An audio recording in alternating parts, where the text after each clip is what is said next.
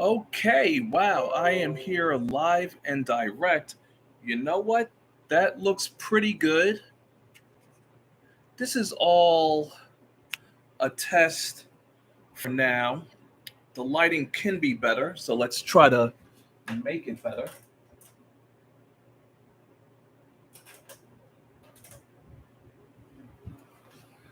Let's see how that looks.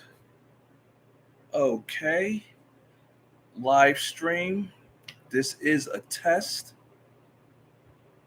I think I will definitely make sure to wear contacts when I go live. But you know what? This is a test run, so it is what it is.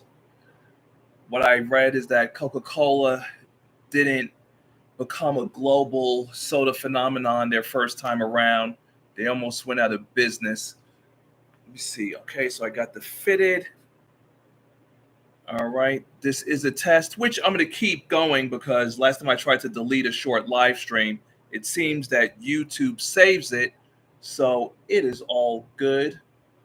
Lighting is all right. The Yankee. Well, first, let me introduce myself. My name is Lex Anderson, even though people tell me I sound like Jay-Z.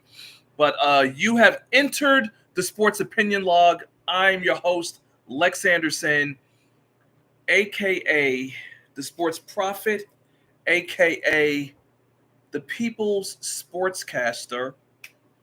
So, with that being said, this is a live that I am doing double duty to create a podcast episode because NFL week 1 is in the books and I have to create the profit decrees and predictions for NFL week 2.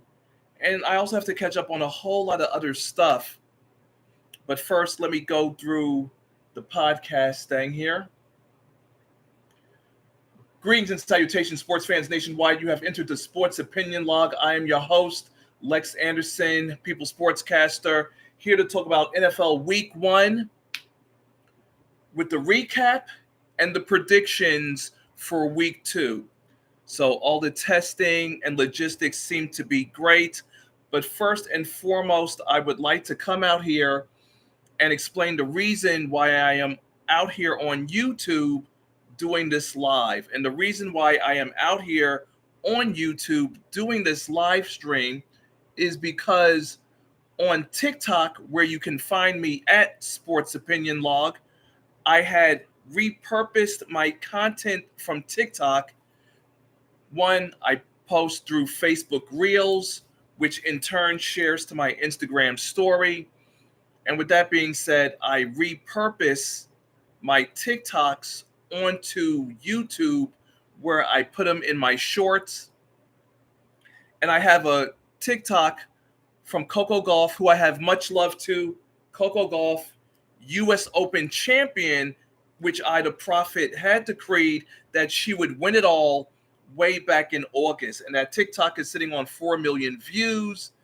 And the trickle effect of that was that I continued to make US Open TikToks about Coco Gauff,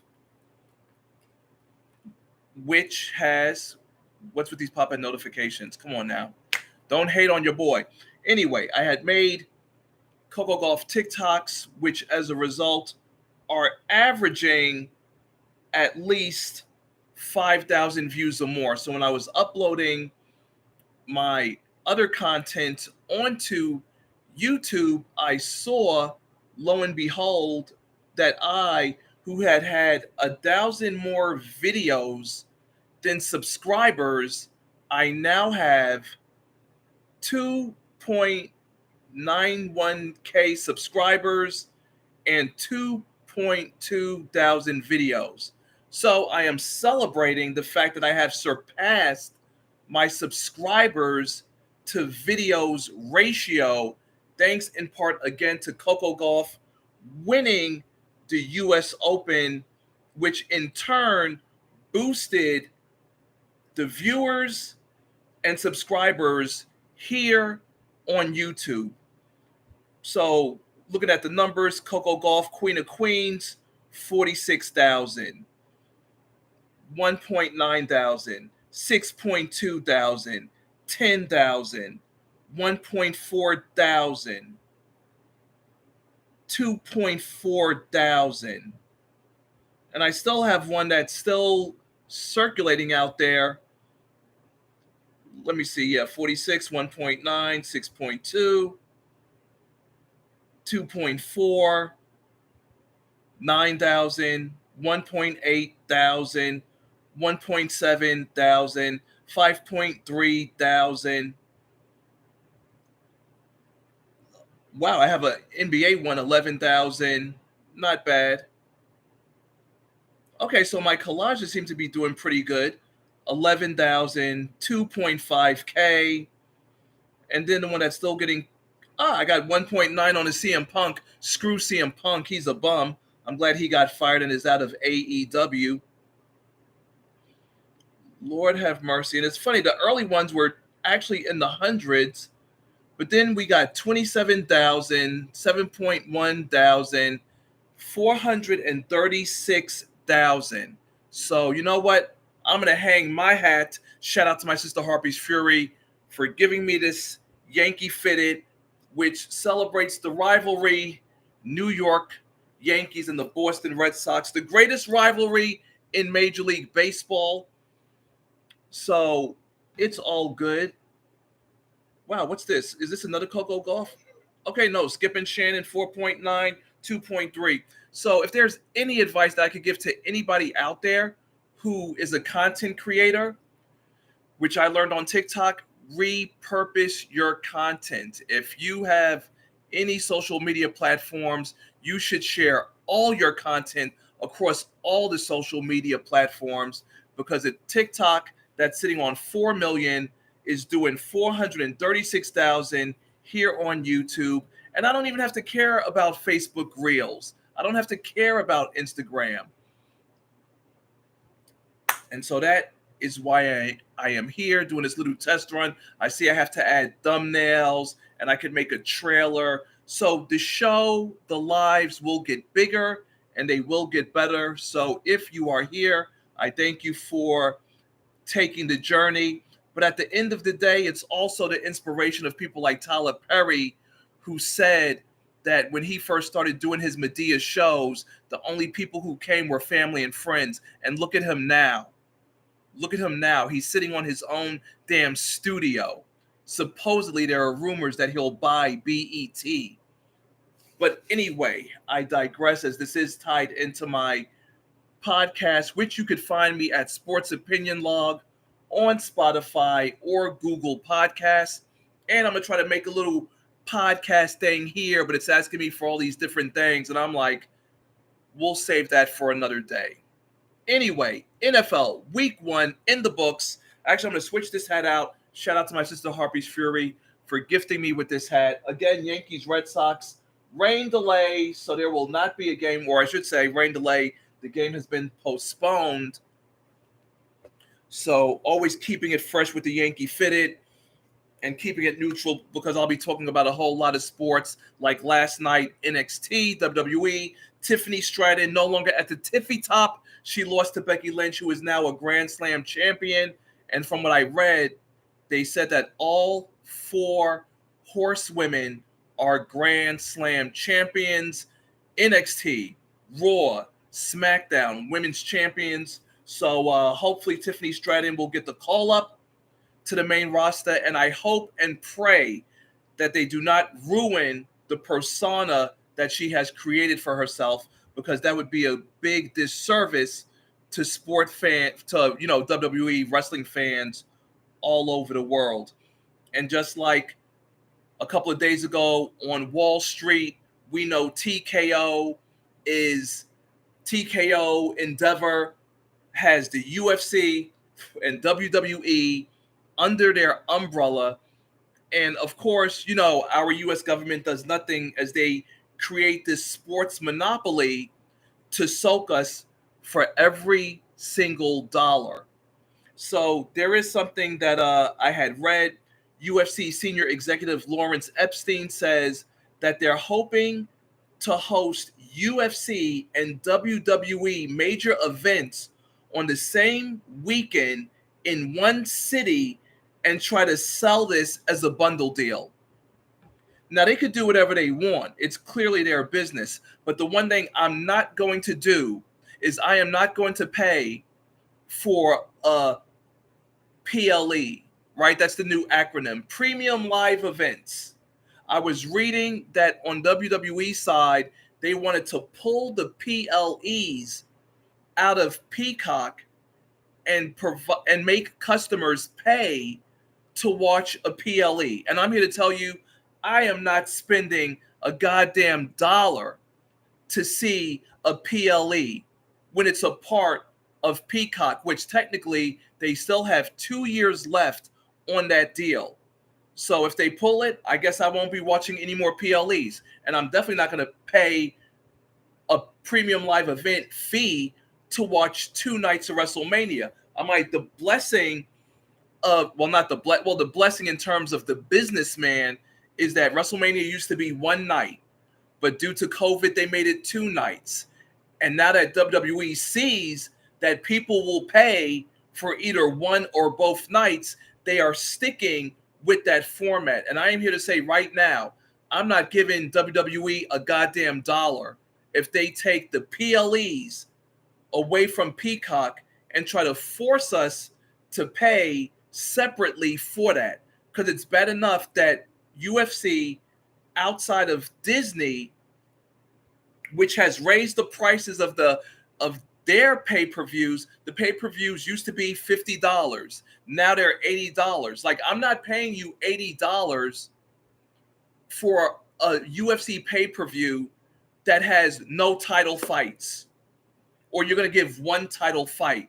You need to give 2 title fights. And then I read about all the bonuses that are going around here, at least from what I saw on the platform known as X. That's what I call it. Some people call it Twitter. I will call it the platform known as X. That everybody's getting big bonuses. Triple H got $5 million. Tony Khan got $15 million. But yet the UFC, their fighters are still getting what, $50,000 in fight bonuses? It should be $100,000. No, it should be $200,000 because UFC is now a $1 billion business. But thankfully, there are fighters taking UFC to court for trying to monopolize the entire business of MMA to keep fighters' pay low, which is wrong. You're seeing billions of dollars. So if someone's getting a knockout of the night, fight of the night, submission of the night, pony up the money.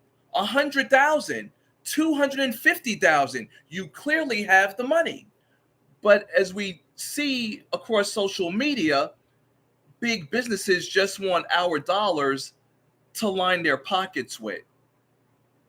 As I continue to digress, but bear with me. This is the first live, so this is more of a freestyle. So I'm gonna go in, I guess, chronological order, starting with the Thursday night football game, obviously, in which I had said that it would be the Chiefs beating the Lions, but everybody talked about the new look Lions and that there was a reason why they gave them the first game in Arrowhead Stadium against the Kansas City Chiefs, and the Lions definitely held up their part, upsetting and ruining the Chiefs' Super Bowl celebration. 21-20 final score. And of course, post game, there was a lot of holding calls that the referees did not call against the Kansas City Chiefs in favor of the Lions, which is crazy. But then again, at the end of the day, the NFL is labeled as sports entertainment. But it's still bad for the product that you give the Lions a primetime slot on Thursday Night Football, only for your NFL referees to turn a blind eye to what they saw. They got to get it together. The NFL wants your money. They want your ticket money. They want your parking money. They want your concession money. But yet, and they definitely want your gambling money. But yet they won't do right by the fans. The beauty of this, too, is that I actually get to use my iPad while scrolling through this stuff. So bear with me. So the Lions are 1-0 for the first time since 2017, and it's the first time they beat a defending Super Bowl champion since 1997. And I'm happy for the Lions. They needed this victory more than anybody, honestly. Also, no Travis Kelce, hyperextended knee, and everybody's favorite punching bag, Kadarius Toney, who had, I believe, 3 to 4 drops. The announcers were saying 4. Some people are saying 3. I saw a highlight or low light reel, and I saw 4 drops. So it is what it is. Patrick Mahomes was slapping his hands against his helmet. It was quite hilarious. But for anyone that forgot, it was way back in 2008 that the Detroit Lions were the only team in the NFL to go winless under the 16-game format. And let's face it, the Lions, their fan base, they only want the Thanksgiving Day game. And you know what? I did too. But when the Lions failed to get that one victory on Thanksgiving Day in 2008, I said to hell with the Lions, look for them to go winless on that horrible season, which was a horrible season, going 0-16, but look at them now, entering Arrowhead Stadium and ruining the Chiefs' Super Bowl celebration. Long term, you got to think about Travis Kelce and his health, and Patrick Mahomes 5-0 on opening day. The streak is now broken. That is crazy. So, yeah, I'm just going to go with the primetime games, and then we'll get into the Sunday games. So, Sunday Night Football had the Dallas Cowboys annihilating the Giants in their house, MetLife Stadium, 40-0 final score. It's the worst shutout loss in the series between both teams. And you know what? The rain was torrential. The rain was torrential not only on Sunday, but on Monday when the New York Jets hosted the Bills. But I'll get to that in a minute. But the Cowboys defense, they were all over them. Tony Pollard, 2 short touchdown runs. Cowboys forced 3 turnovers and sacked Daniel Jones 7 times. The only thing, hold on. In shutting down New York's supposedly improved offense, the Cowboys have now beaten the Giants 5 straight times and 12 out of the last 13 games. I definitely have to work on that lighting. I noticed that when the cap is there, like half light, half dark. Bear with me. Let me see if I could move this light a little bit.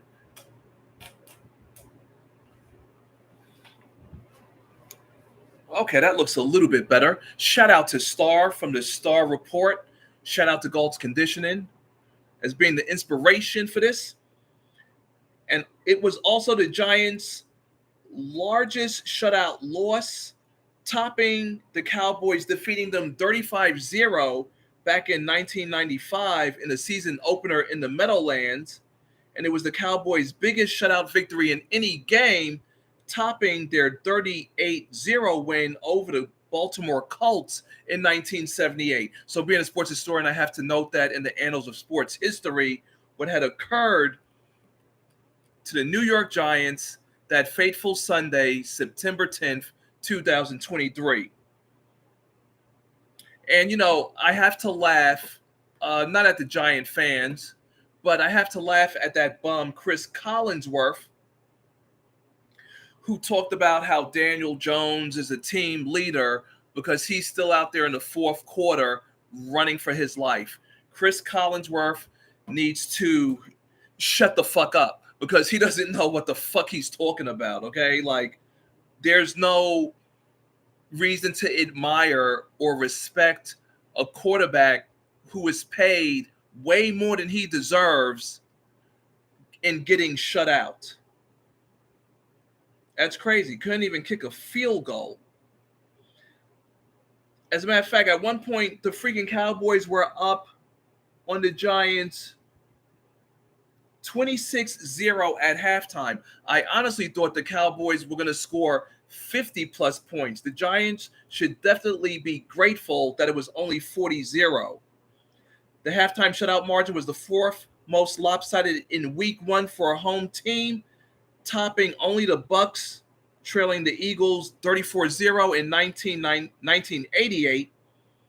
The others were the Steelers down 30-0 versus the Browns in 89, and the Colts 27-0 versus the Rams in 1954. Wow. Yeah, the Giants really just couldn't hold on to the ball. The Giants were playing like they never played in MetLife Stadium before, to be honest with you. And then we're just going to segue to another horrific situation for New York fans as the Jets defeated the Buffalo Bills 22-16 final score in overtime thanks to Xavier Gipson with the 65-yard punt return touchdown walk-off fashion. But however, sadly, as Ida Prophet had decreed, Aaron Rodgers, karma came for him. You can't jerk around a franchise, an organization like the Packers and their fan base about you're going to play, or do you want to stay or do you want to leave? Do you want to play, stay, or leave? What is it going to be? And ultimately, he finally finds his way out of Green Bay and only played 4 snaps, and his season ended in 75 seconds as it was realized.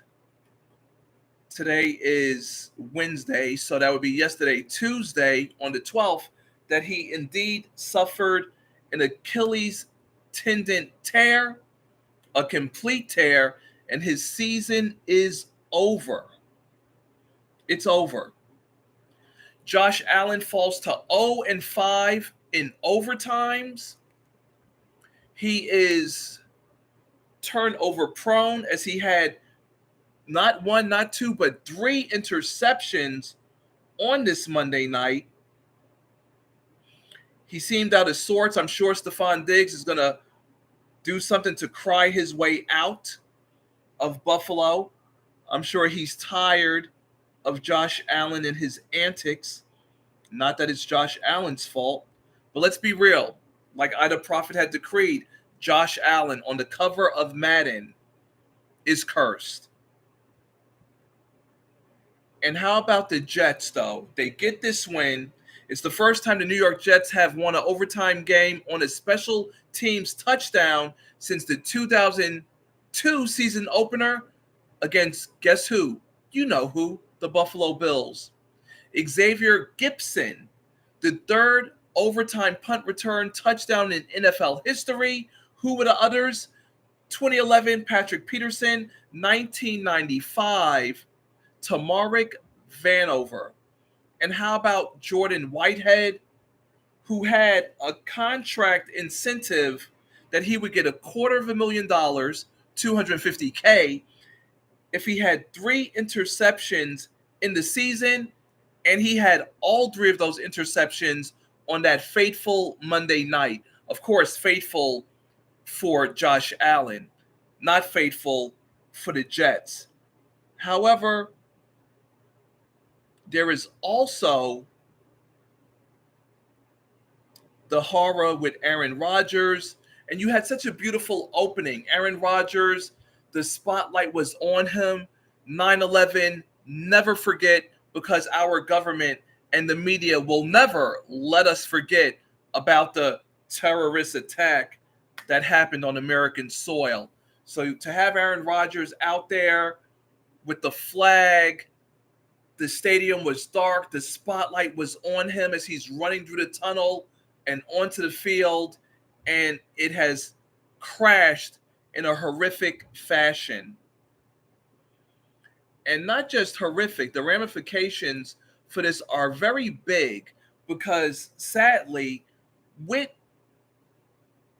the probability of having, or not even probability, the NFL schedule makers, they went in heavy on the New York Jets and it has failed. And like the prophet had decreed, the New York Jets are cursed. They've been cursed since Joe Namath won Super Bowl III back in 1969. And once again, I hate player injuries.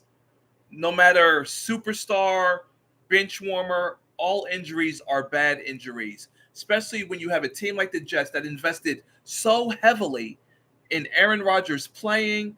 So he's gone on Monday Night Football. Then we have week 4, Sunday Night Football, Kansas City at the New York Jets.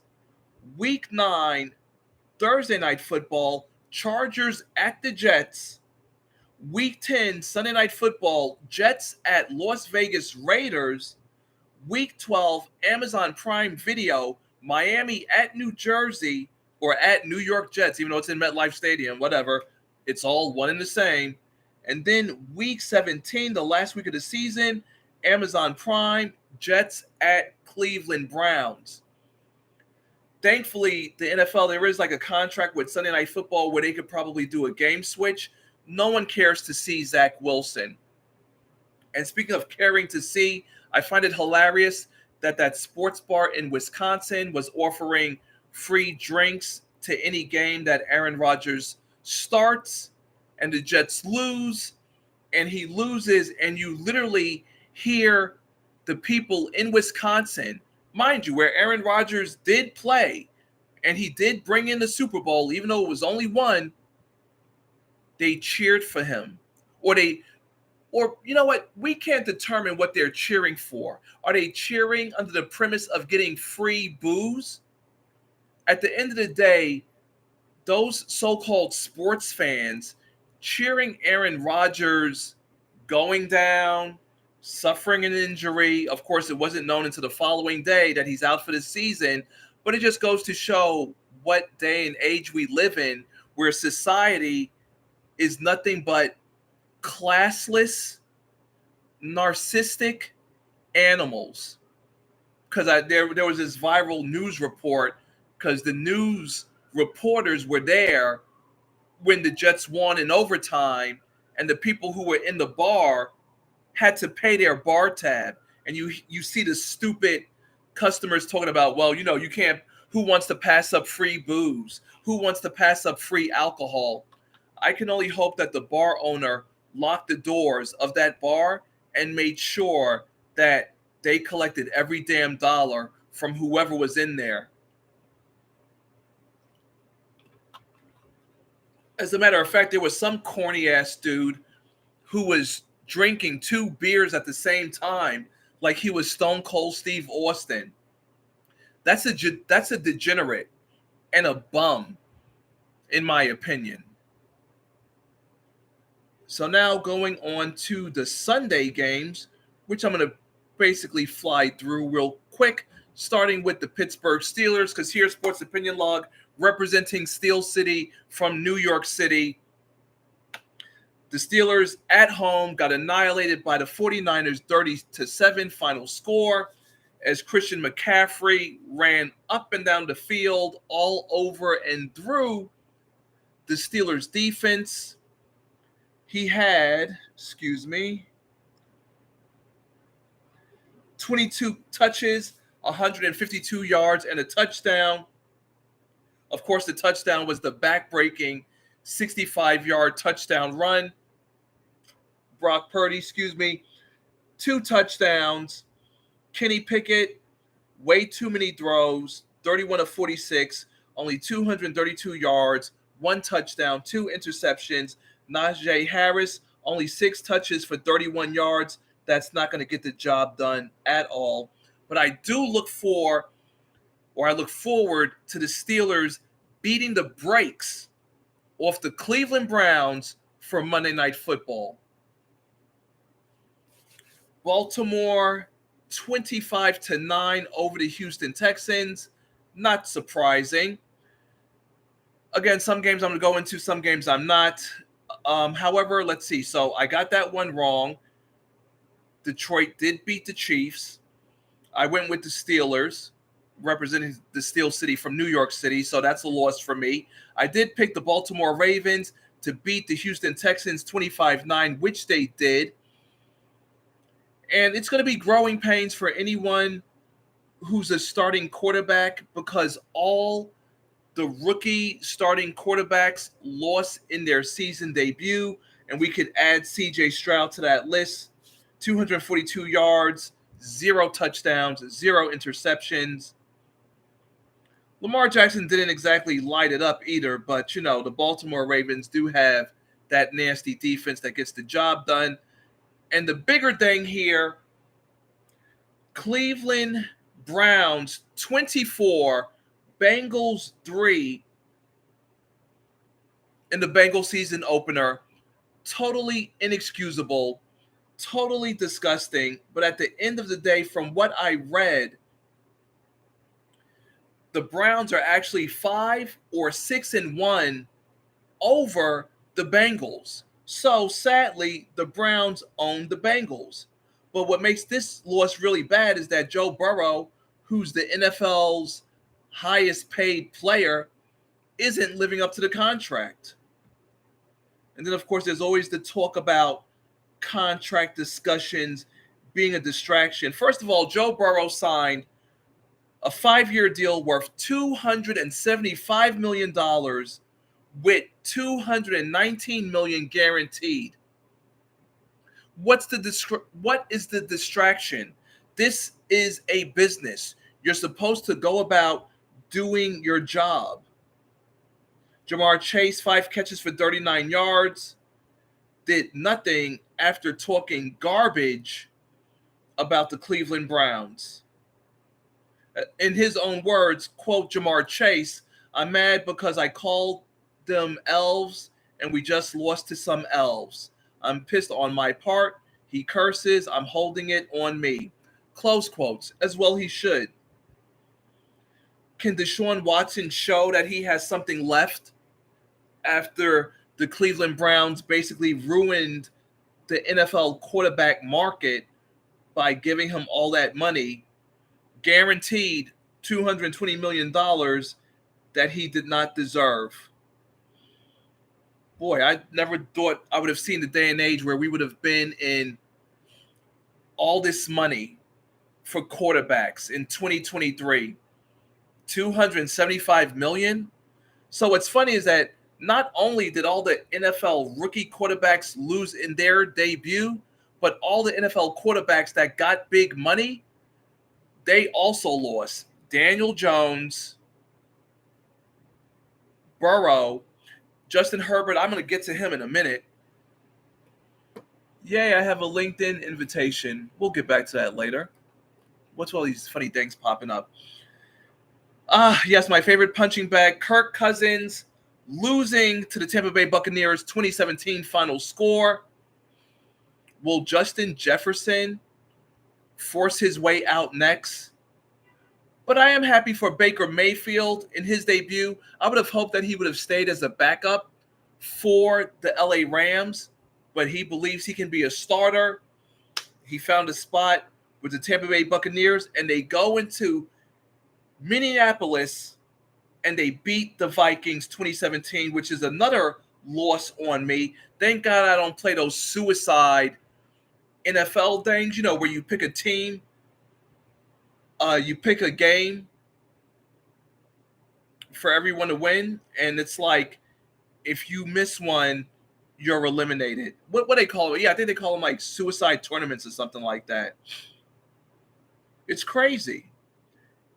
Mayfield 2 touchdown passes without a turnover.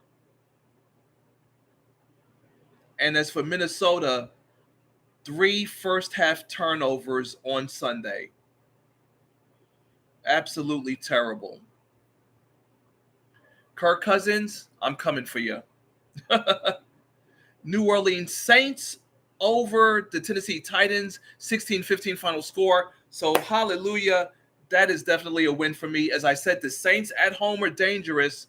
So Derek Carr, his New Orleans Saints debut is a win. Despite him taking 4 sacks and throwing an interception, he pulled off the finish for a win, passing for 305 yards and a touchdown. And his 41-yard touchdown pass to Rashid Shaheed on 3rd and 6 in the final minute helped the Saints run out the clock that gave them the 16-5 victory. So sad. But the Saints defense was all over Ryan Tannehill's ass. 3 sacks. And they stopped Tennessee on 10 of 12 third downs. That's not going to get the victory. That's not going to get the win.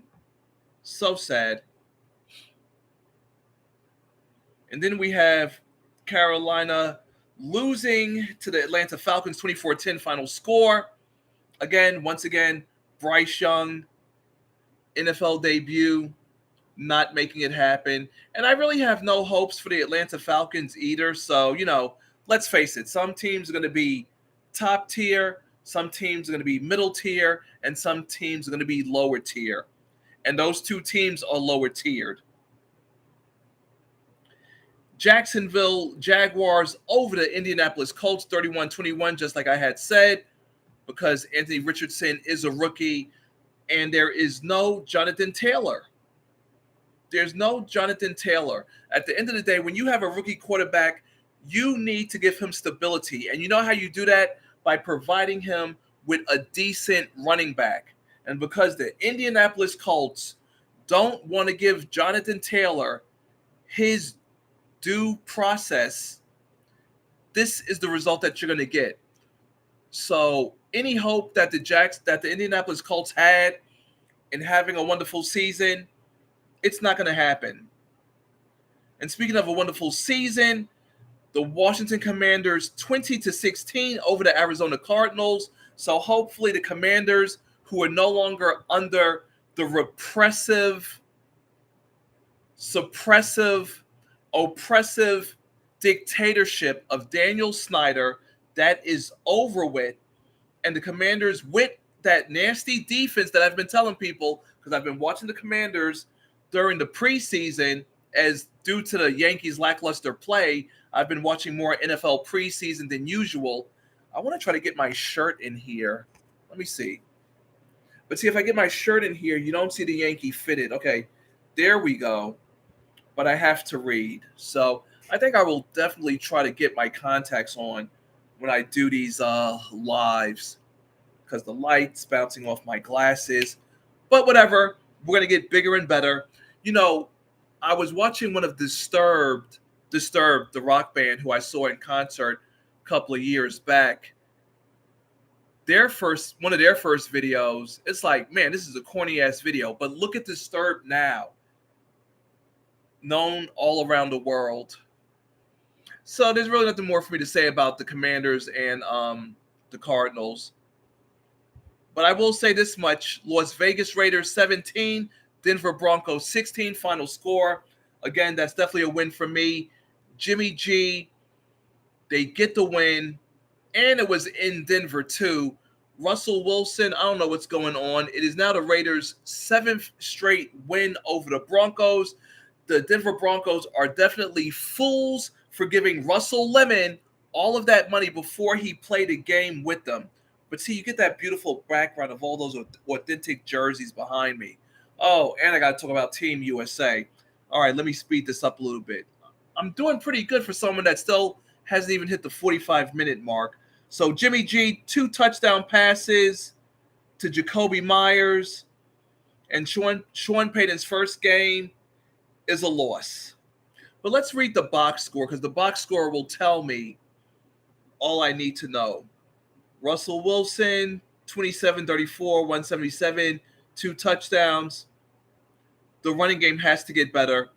At the end of the day, it's a bad loss for the Broncos and Russell Lemon. And speaking of bad losses, NFL Red Zone, all I saw was the freaking Miami Dolphins slicing and dicing the Chargers defense for a 36-34 victory. Tua, 466 yards.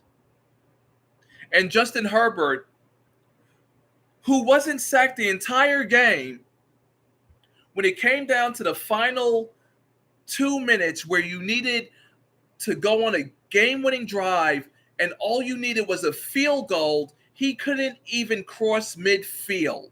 The Chargers in their defense continue to be porous. They give up big plays over and over again. And how about Tyreek Hill, who said this upcoming season, which is this current season, he said, I'm shooting for 2,000 yards, 11 catches, 215 yards, 2 touchdowns. Total devastation. Raheem Mostert, 10 carries, 37 yards, and a touchdown.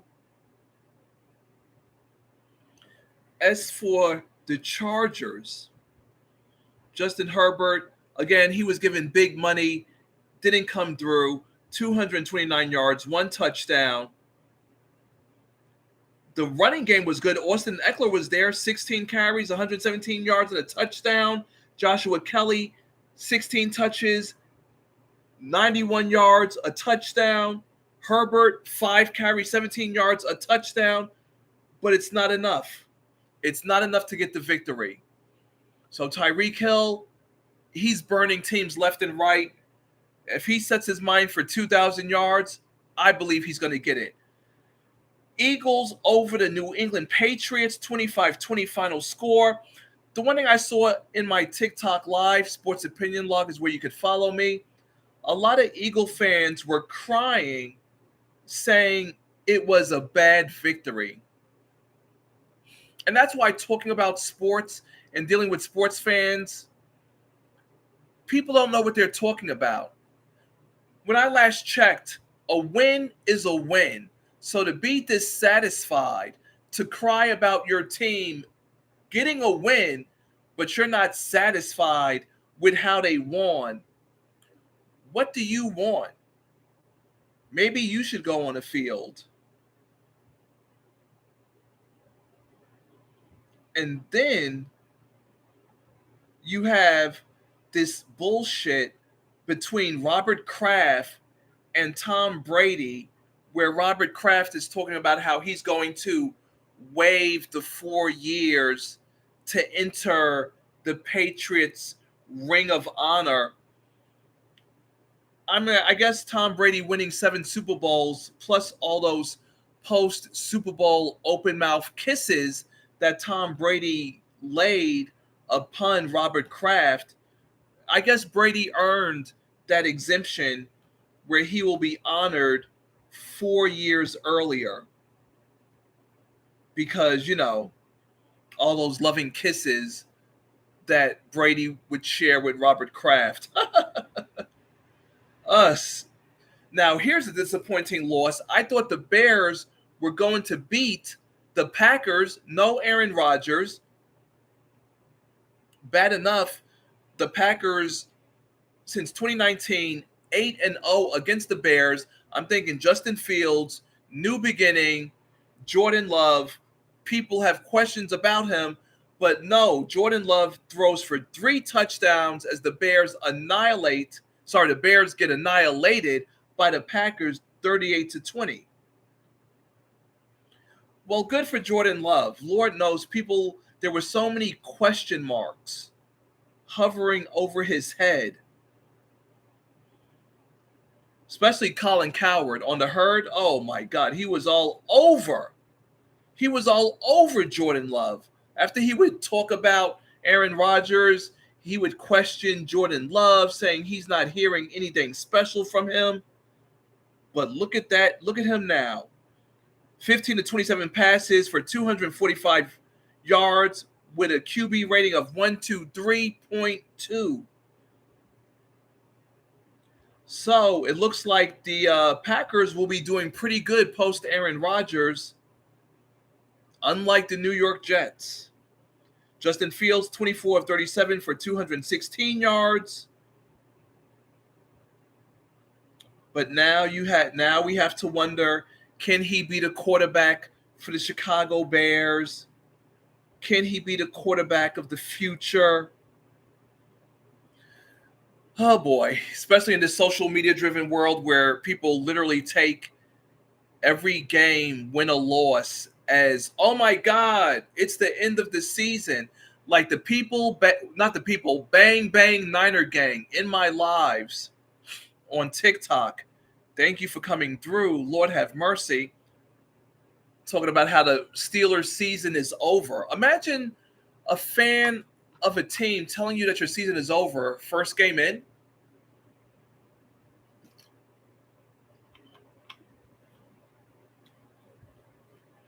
But I will say this to the Niner game that came through on my TikTok live sports opinion log. Don't count your chickens before they're hatched.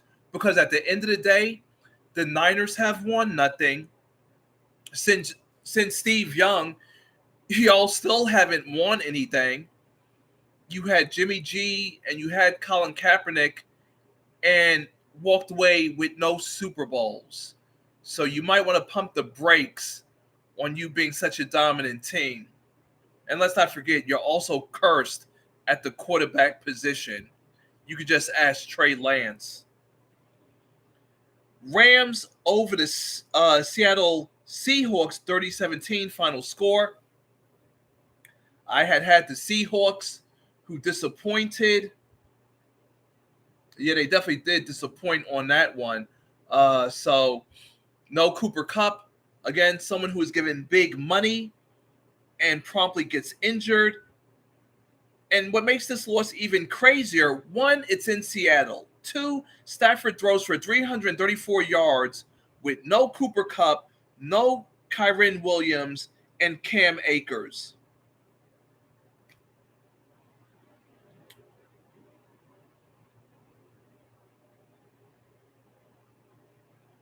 Excuse me for 1 second. I think I might have got that mixed up. Hold on here. Let me read that. Let me check that again. Nope. Yep, I'm correct on that. So, excuse me, it was Kyren Williams who ran for 2 and Cam Akers who ran for 1. So, excuse me, I have to retract that error. It was no Cooper Kupp. Okay, so that is pretty good. The maximum recording is 60 minutes. Thank you very much. So, great. We're going to get into the week 2 predictions. But before I do that, the Yankees, at one point, it seemed that things were going great for the New York Yankees. They had called up the Martian, Jason Dominguez, who it was revealed either earlier this week or last week that he has a torn UCL and is done for the season. So the Yankees continue to be cursed. Whoever's got that voodoo doll needs to let it go already. And thank you for the people who are tuning into my live and tuning out, because guess what? It's only going to be a matter of time. It's only going to be a matter of time. So the Yankees, they had a series against the Brewers. They got their ass handed to them. And I thought the Yankees could really turn around their season. But, you know, I got to believe until the Yankees have been mathematically eliminated from playoff contention, which I believe will be coming sometime this week. But the Yankees did have a feel-good vibe going on when they had taken – hold on here. They had taken 1-2. Yeah, they won a series against Detroit, but then against the Brewers, they got smacked 8-2 and 9-2. And then on Sunday, yes, it was Sunday that it was revealed that the Martian, Jason Dominguez, with the torn UCL, it's very sad. But what's even sadder is that on Sunday, the Yankees had beat the Brewers 4-3, final score in 13 innings, but the Yankees' offense was no hit through 11 innings. That is insane. And then the Yankees were supposed to play Boston on Monday, rained out. Then they beat the Red Sox in a doubleheader. 3-2 in game one, and 4-1 in the second game, in which Rodon actually did decent. He went 5 innings and gave up only 1 earned run, season high 9 Ks, despite issuing 4 walks. And in that victory, Aaron Boone becomes the 8th Yankee manager with 500 wins. So, tip of the cap to Aaron Boone on that accomplishment. And of course, the social and media manipulation is that in all likelihood, if the Yankees, who clearly are not playoff contenders, they can't make, well, they had a chance, but they've lost far too many games. So the most they can do is try to end the season at 500 or better. So now it's the goal, the road to respectability. Can the Yankees get back to 500? Which, if I check the standings, with them sweeping the Red Sox in Fenway, the Yankees are currently tied with Boston at 73 and 72. Man, how the mighty have fallen. It is really sad to see. So I covered that. And then college football. Let's see, I got 10 minutes left. Shout out to my sister Harpy's Fury.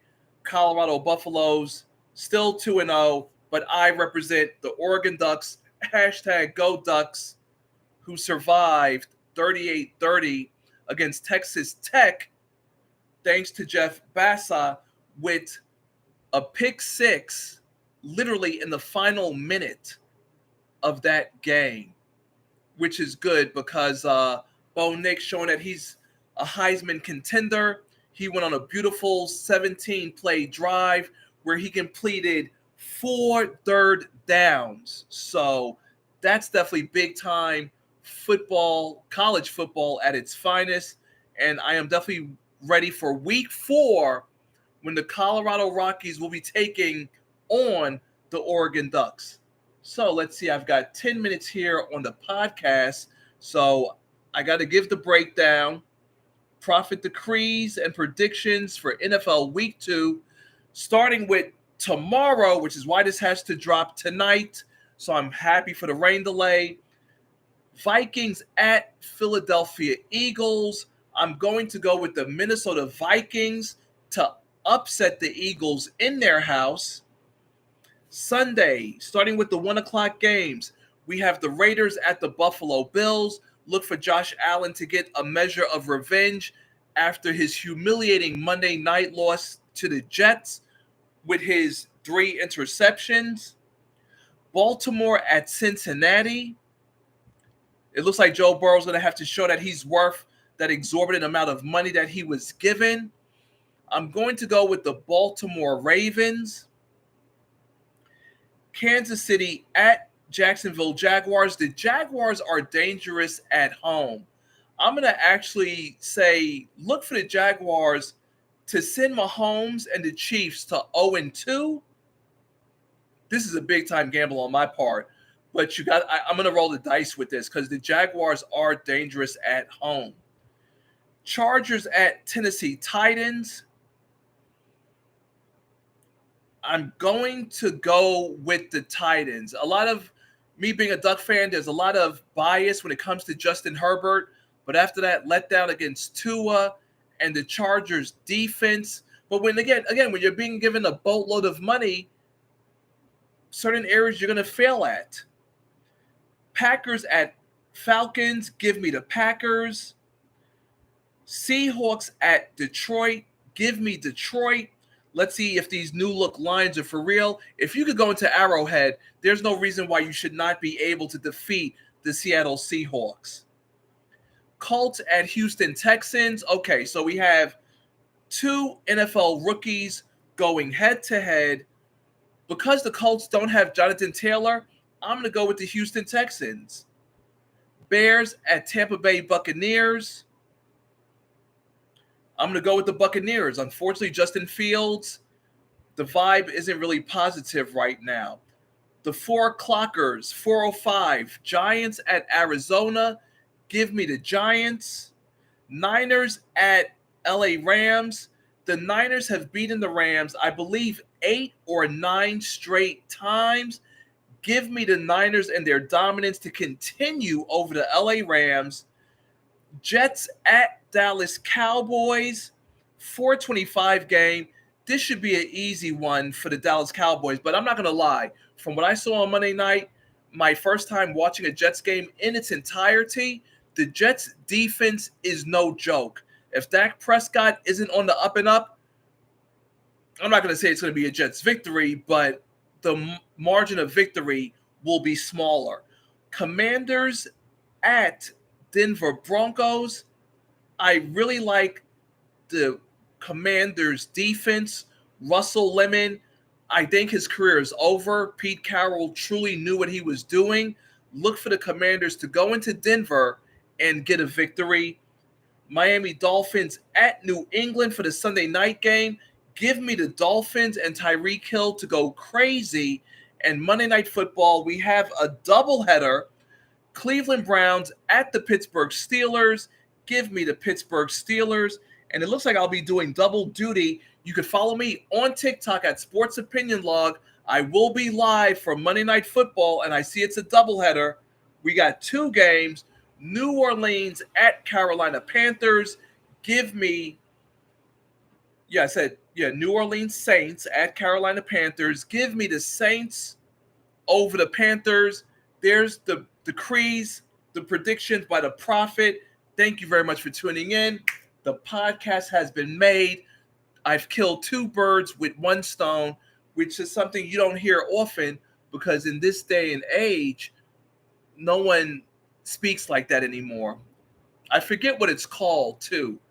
I want to say euphemisms, but I could be wrong. So don't hold me to that. But I do see I have another 5 minutes. So we got the NFL business done.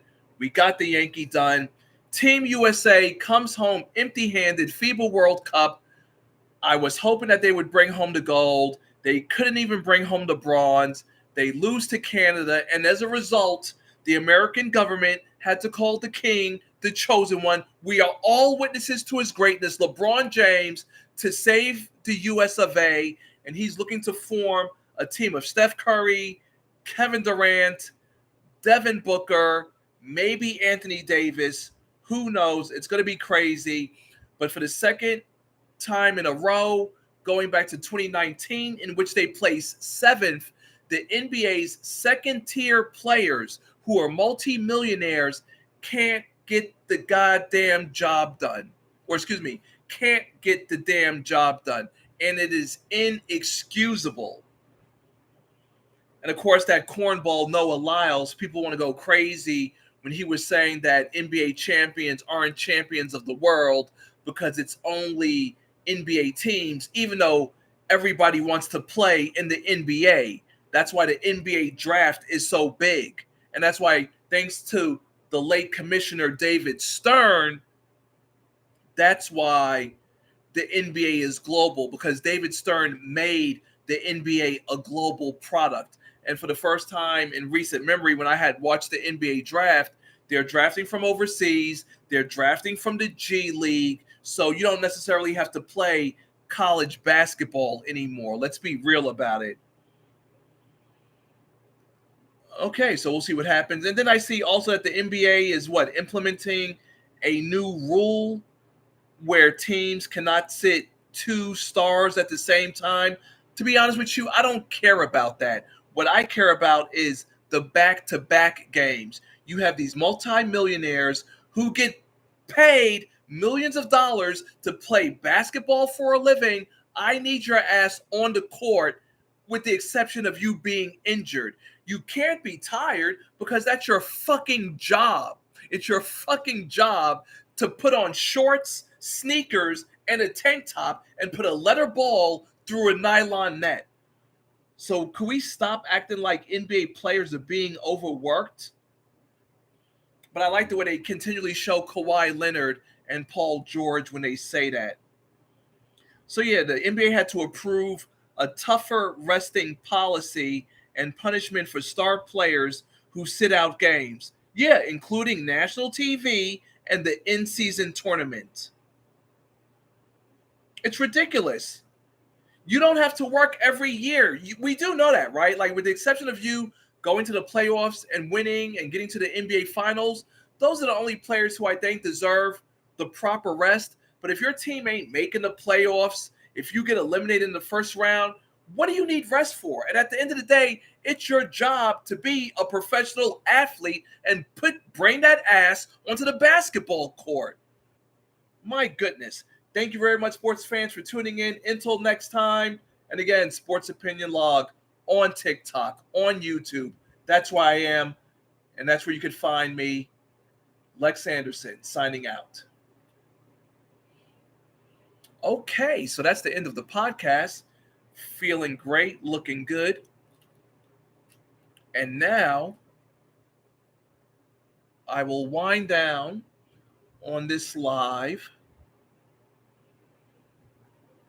Yeah, you know what? So LeBron, AD, Curry eyeing Paris 2024. We'll see. Anthony Davis, injury prone. I don't really need him trying to play for the Olympics when he could barely get through an NBA season without missing an average of 20 games. I'm just being real and keeping it real. And also people are happy and celebrating. Oh, wait. Okay, so we do have an update, though. Rogers in IG post says, I shall rise yet again. I don't care. He's old. The Jets are cursed. I can't stand the Jets. I don't really care. And let's see. Wow, so the Braves beat the Phillies and have now won their 6th straight NL title. Well, that's good because the New York Mets are a garbage-ass team. And again, another one of my prophet decrees, Max Scherzer out for regular season, but no surgery. What happened to Mad Max? Was it his upper body again? He usually has a dead arm this time of year. Straining a muscle in his upper arm. Scherzer is 39 years old. So he suffered an injury to his teres major, a muscle that connects the scapula to the humerus. So it's a low-grade strain that won't require surgery. He needs to retire. I'm like, unless Mad Max has no money, why is he still playing? Like I said, I'm used to this is typically Mad Max, though. Dead arm, just like when he was with the LA Dodgers. I had called this the prophet, my decrees. That's what I do. That's how I get down. You feel me? Let me just tilt this a little bit so you could see that beautiful fitted. Shout out again to the Star Report. I definitely have to better the lighting here because this half light, half dark has got to go. But we'll get better. We'll get bigger and better with every episode, right? That's the way to go. However, let's see. There is some college football. The Ducks will be playing Hawaii. Sadly, Hawaii does own the Ducks 3-0. So I'm going to need for Oregon to really, step up and win this game because I need an undefeated Ducks team taking on and taking down the Colorado Buffaloes. Once again, shout out to my sister Harpy's Fury. We shared a little post-game talky talk. There will potentially be more of that in the future. And that will be it for the end of the live. I believe I've come to the tail end. We got the NFL. We got the Major League Baseball. Got some WWE action covered. The chat and contents bar is empty. So nothing for me to do but unwind and rest myself and my voice for Thursday Night Football, which you will be able to find me at TikTok. Just type in Sports Opinion Log. There I are. And I hope to see you there as well. Until next time, sports fans, nation, and worldwide, Lex Anderson signing out.